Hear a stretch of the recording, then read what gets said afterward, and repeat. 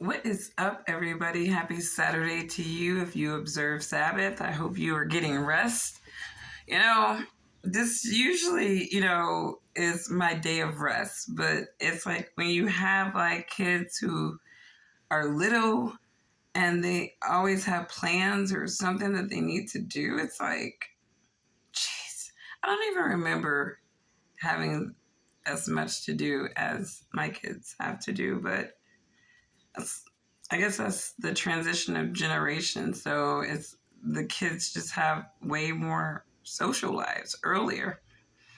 But anyways, I want to kind of talk about an individual who keeps coming up in my feed. Now, first of all, I think I've said it before that I feel like there's just been this influx of racial tensions, racial ignorance, and it's definitely manifested hard on the social spaces. And obviously, there are bots on these platforms that are programmed to fuel these tensions. And so, in my mind, a lot of this is intentional, right? But it's also an indication of how impressionable people in societies are to even just bite the bait, all the time, and that really speaks to the real ignorance in society, right? Ignorance is not racist and it knows no race. And as we've seen in the last 4 years in America, you know, nobody should be, feeling intellectually supreme than any other group, because I feel like the representations of each group in this nation have proven what a bunch of morons actually run this nation and can represent people from all groups. But with that being said, Black politicians, and I've talked about them quite a bit in the past, they're individuals who, they want to have, position above other. They want to be these beacons to Black people, but they also want to have these positions of power, right? That, makes them, more higher status among Black people, especially if they're Black American. They are supposed to be the example of success and intelligence for Black people. But when you listen to a lot of these Congress people and Black representatives, they're not super intelligent. They're not the most hyper intelligent people at all. Matter of fact, they're very mediocre intelligent, if that. But yet these are the people that the mainstream establishment that is not Black want to continue to promote. Because if you promote a Black woman or man that actually has self-control, order, they manifest the fruitages of the Spirit, obviously that is not a narration that fits the overall story of what they want to project about Black people. So you got people like Jasmine Crockett, who's always making news, and the Democrats and the liberal media, they're always going to promote her as, oh, she's just telling it like it is. And it's about time for these, women, Black women to, have their voice, right?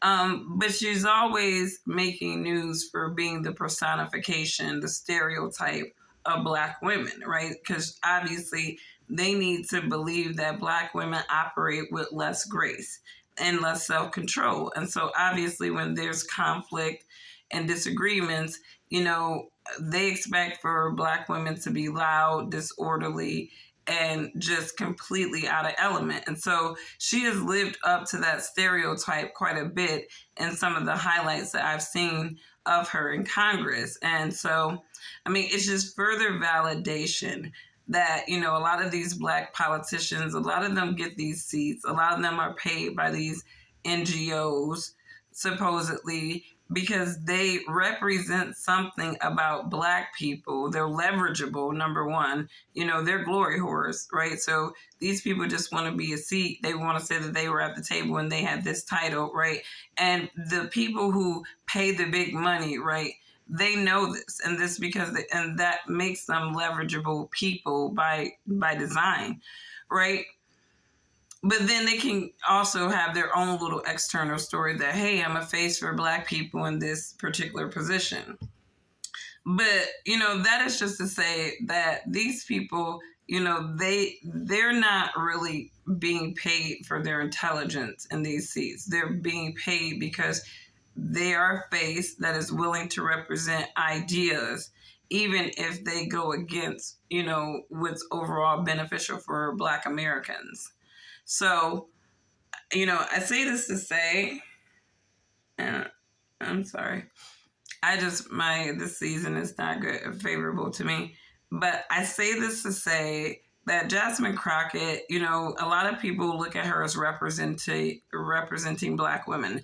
She's not a representative of me, and I don't. And nobody in the mainstream is a representative of me. I'm a representative of me, and I even have really opted to get away from even taking political positions, just because I feel like, no matter which side of the coin you look, there's ignorance there. There are puppets there. There are people with faces to arguments that are, legitimate on some levels, but illegitimate on other fallacious or illegitimate on so many other levels. So I see how, American politics, the social aspect of it works. And I'm just going to look at people like Jasmine Crockett as she's like that girl who's playing Juliet in a new Romeo and Juliet movie, where you have people who it just burns them inside when they see Black people doing anything out of the element that they think that they should be in. And so, when they see that, it's really revealing the ignorance that comes out of so many people. And, I think that we live in this culture where people believe that you should just say whatever you want to say. And I don't believe that. Like, I believe that you should calculate what you say. You should understand, what your convictions are about what you're saying.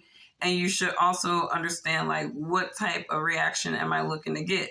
Some people, they are saying outright inflammatory things, and they're doing inflammatory things because they just want to bring out the ignorance in a lot of people. And unfortunately, majority in these, social and political movements or think tanks, they bite the bait every time. And so Jasmine Crockett right now, she's being, obviously stereotyped, using stereotypical phrases like DEI, you might as well just call her a nigga.